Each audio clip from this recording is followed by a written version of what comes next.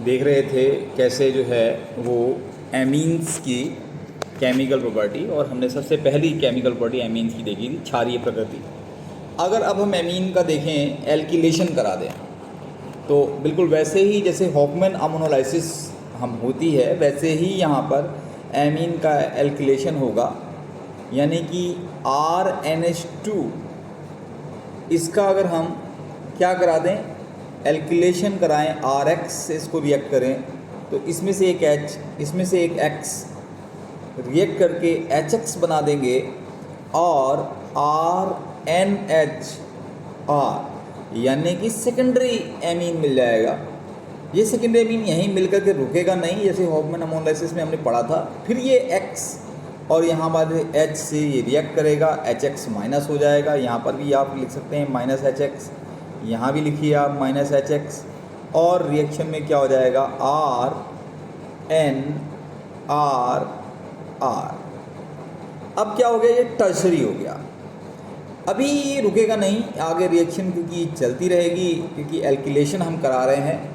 तो अंततः क्या बनेगा, कितने R लग गए, 4 R लग गए, 1 2 3 पहले से थे, एक और आके लग गया, N क्योंकि अभी जुड़ा है, N में 3 ही रह सकते थे, एक और जुड़ा है प्लस, और यहाँ पर X नेगेटिव, यानी एक क्वाटनरी अमोनियम हैलाइड कहें, ये प्रोडक्ट के रूप में हमको मिलता है।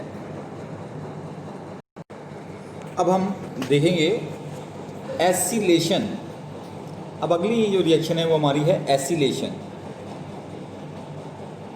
एसिलेशन में एसिल ग्रुप इंट्रोड्यूस करते हैं। एसिलेशन में एसिल ग्रुप यानी कि CH3CO ग्रुप इंट्रोड्यूस होता है। कैसे होगा, एक एमीन ले लेते हैं हम RNH2, और इसकी रिएक्शन किससे करा देते हैं, RNH2 की रिएक्शन करा देते हैं CH3COCl, ये है एथेनॉइल क्लोराइड।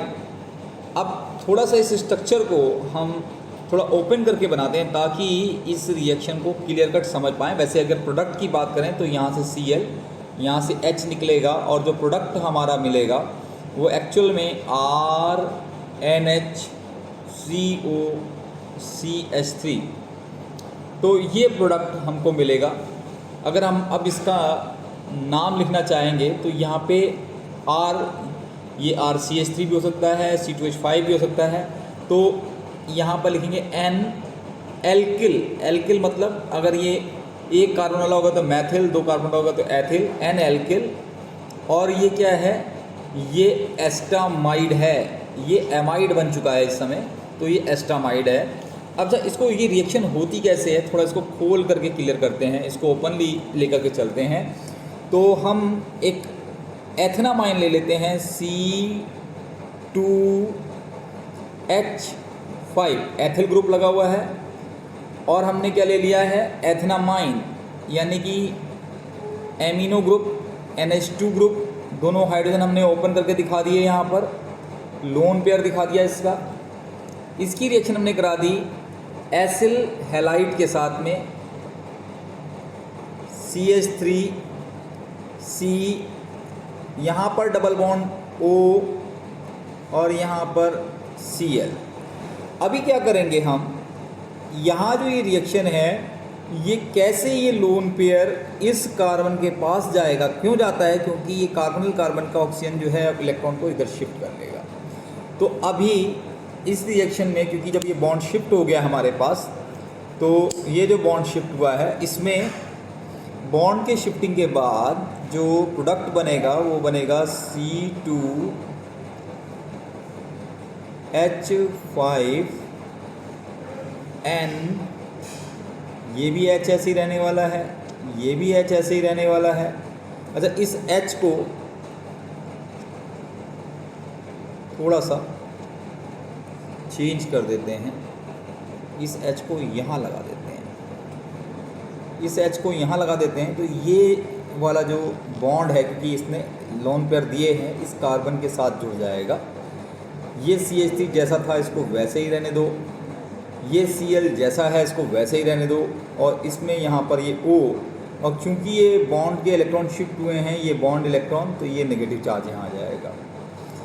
बाद में क्या होगा, क्योंकि ये अपने इलेक्ट्रॉन, क्योंकि अब इसके पास इसने अपना एक बॉन्ड बना लिया, तो ये पॉजिटिवली चार्ज हो गया, तो ये पॉजिटिव चार्ज को हाइड्रोजन अपने इलेक्ट्रॉन दे देगा, खुद H पॉजिटिव में बदल जाएगा।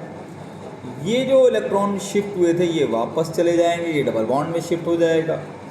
ये डबल बॉन्ड हो जाएगा तो देखिए 2 1 3 1 4 1 5, कार्बन की वैलेंसी 5 तो नहीं हो सकती, तो ये वाला भी इलेक्ट्रॉन लेकर के रिमूव हो जाएगा।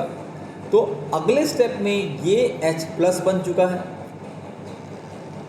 ये वाला, और ये Cl नेगेटिव बन चुका है, तो यानी HCl निकल जाएगा। अब HCl निकल जाएगा तो बचा हुआ क्या रह गया, C2H5NH CCH3CO। इसी को हम लिख लेते हैं। तो ये बचा हुआ क्या रह गया हमारे पास में, बचा हुआ हमारे पास रह गया C2H5NH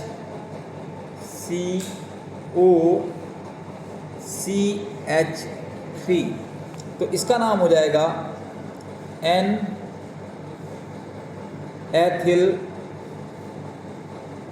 एथेनामाइड। तो इसका नाम हो गया एथेनामाइड। इसी तरह से हम ऑयल क्लोराइड की जगह पे एसिटिक एनहाइड्राइड भी ले सकते हैं। मेन एसिलेशन करना है, तो अगर हम देखें एसिलेशन करते समय, तो यहाँ पर अगर हमने बेंजीन का एनिलीन बना लिया, चलिए C6H5NH रिएक्शन किससे करा रहे हैं हम, CH3CO CH3COO। अभी यहाँ पर एक H जो है वो इसके साथ रिएक्ट करेगा, बना देगा एसिटिक एसिड। अब ये CO इसके साथ इंट्रोड्यूस हो जाएगा तो बनेगा C6H5NHCOCH3 और निकल क्या जाएगा CH3COOH, ये निकल जाएगा। तो ये क्या बन गया, अभी ये एस्टामाइड है, ये फेनिल ग्रुप लगा तो N फेनिल एस्टामाइड हो जाएगा। इसी तरह से हम फेनिल ग्रुप को इंट्रोड्यूस करना चाहते हैं, तो फेनिल ग्रुप को इंट्रोड्यूस करना है तो हमको क्या करना होगा, हमको एल्किल एमीन है, अभी हमने एरोमेटिक एमीन लिया था और इसकी रिएक्शन किससे करा दिया हमने, बेंजॉइल क्लोराइड से करा दिया, तो Cl और H निकल जाएगा। क्या बचेगा CH3, अगर हम देखें तो बचेगा क्या CH3NHCOC65। अब ये बेंजामाइड है तो ये N मैथिल बेंजामाइड हो जाएगा। तो इस तरह से अगर ये देखिए हमको इंट्रोड्यूस क्या करना है, हमको इंट्रोड्यूस करना है CO ग्रुप इंट्रोड्यूस करना है, यानी इसमें एमाइड, इसको एमीन से एमाइड। तो इस तरह से अगर एमीन कार्बोक्सिलिक अम्ल से रिएक्ट करेगा तब भी उत्पाद हमें ऐसा ही मिलेगा, लवण मिलेगा, सॉल्ट मिलेगा। तो ये क्योंकि कार्बोक्सिलिक अम्ल एक एसिड है और एमीन एक बेस है, तो क्षार और अम्ल अगर रिएक्ट करते हैं तो क्या मिलता है, एक लवण प्राप्त होता है। अब अगली अभिक्रिया हम देखेंगे कार्बिल एमीन रिएक्शन। अब कार्बिल एमीन रिएक्शन में, कार्बिल एमीन रिएक्शन, अब कार्बिल एमीन रिएक्शन में जब हम एमीन की रिएक्शन क्लोरोफॉर्म और बेस की प्रेजेंस में जब रिएक्शन कराते हैं तो क्या होता है, इस रिएक्शन में प्राइमरी एमीन ही रिएक्ट करता है और बनाता है आइसोसाइनाइड, और बाकी ये आपके पास 3KCl और 3H2। तो ये RNC आइसोसाइनाइड बनता है जिसकी बहुत ही गंदी स्मेल होती है, जिसकी वजह से हम ये कह सकते हैं this is the test of primary amine. ये प्राइमरी एमीन को टेस्ट करने के भी काम आता है कि ये प्राइमरी एमीन है, सेकेंडरी एमीन है, थर्डरी एमीन है, इसको टेस्ट करने के भी काम आता है। ये क्लोरोफॉर्म के साथ और बेस के साथ क्या करते हैं, आइसोसाइनाइड देते हैं, और जिसकी एक फाउल स्मेल, एक गंदी स्मेल होती है, जिससे हम इसको पहचान पाते हैं। तो इनको हम अलग कर पाते हैं प्राइमरी एमीन को सेकेंडरी और टर्सरी से। ये एरोमेटिक भी देते हैं और एलिफेटिक भी देते हैं, दोनों तरह के एमीन इस रिएक्शन को देते हैं। अभी रिएक्शन की बात करें नाइट्रस अम्ल से, HNO HNO2 से रिएक्शन कहने की बात करें तो जो प्राइमरी एमीन है जब HNO2 से रिएक्ट करती है,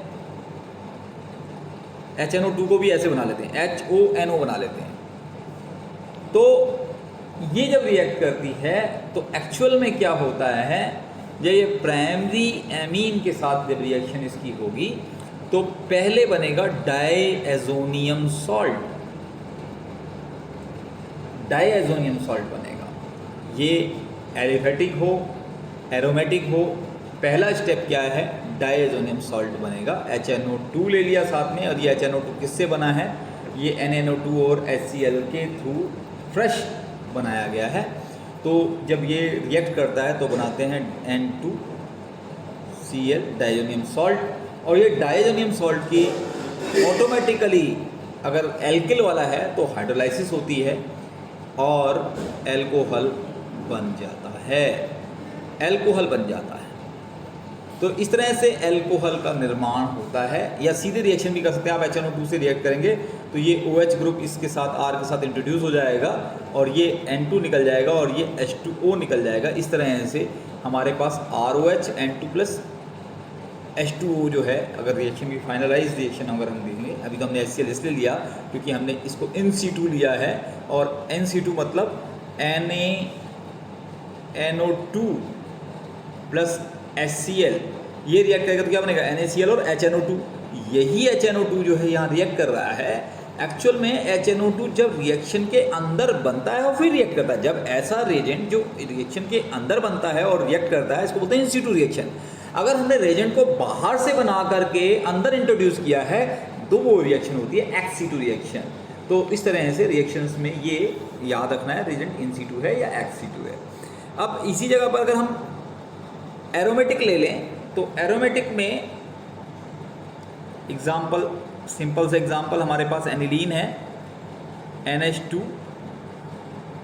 अब NH2 की रिएक्शन अगर हम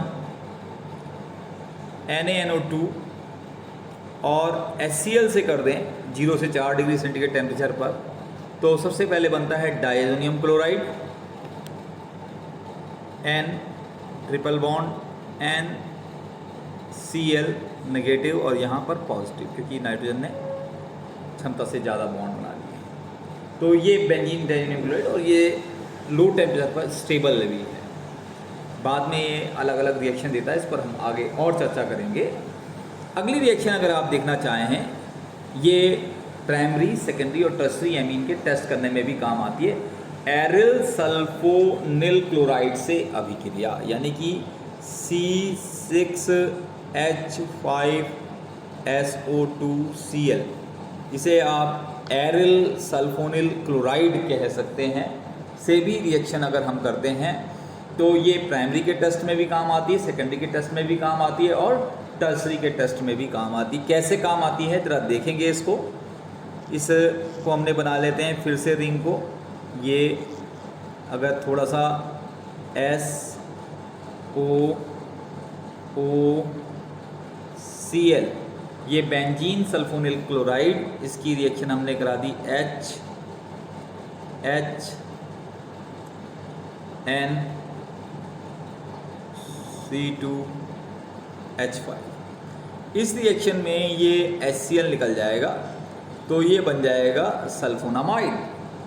अब ये जो सल्फोनामाइड बनेगा ये प्राइमरी एमीन है, क्योंकि अब इसको अगर हम क्षार में डिज़ोल्व करते हैं, KOH में डिज़ोल्व करते हैं, तो ये H एसिड का तरह बिहेव करता है और ये इसके साथ रिएक्ट कर जाता है और K+, यानी कि ये क्षार में डिज़ोल्व हो जाता है, क्षार में घुलनशील होता है। अब द्वितीयक एमीन की बात करें तो द्वितीयक एमीन में, अब द्वितीयक एमीन के साथ देखिएगा इसको, सेकेंडरी एमीन में फिर वही बनाइए, बेंजीन सल्फोनिल क्लोराइड, ठीक है, SOO और Cl। इसकी रिएक्शन किससे करा दी है, द्वितीयक वाले से। द्वितीयक वाले के पास क्या है, एक H होगा।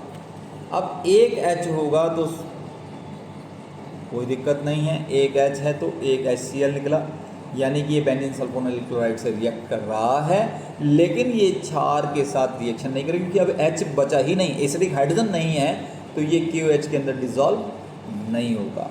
तो इस तरह से प्राइमरी वाला डिज़ोल्व हो रहा है, सेकेंडरी वाला डिज़ोल्व नहीं हो रहा, तो हमको पता लग जाएगा कि प्राइमरी सेकेंडरी में क्या डिफरेंस है। और यहीं टर्सरी की बात करें तो टर्सरी के साथ तो ये रिएक्ट ही नहीं करता क्योंकि एच ही नहीं है। तो इसका मतलब क्या हुआ कि तीनों को हम डिस्टिंग्विश कर सकते हैं, प्राइमरी, सेकेंडरी और टर्सरी को, बेंजीन सल्फोनिल क्लोराइड से। और इस रेजेंट को जो बोलते हैं हम बोलते हैं हिंसबर्ग रेजेंट। क्या बोलते हैं हम? Hinsberg reagent. तो ये हिंसबर्ग रेजेंट है which is used to test the primary, secondary and tertiary amine.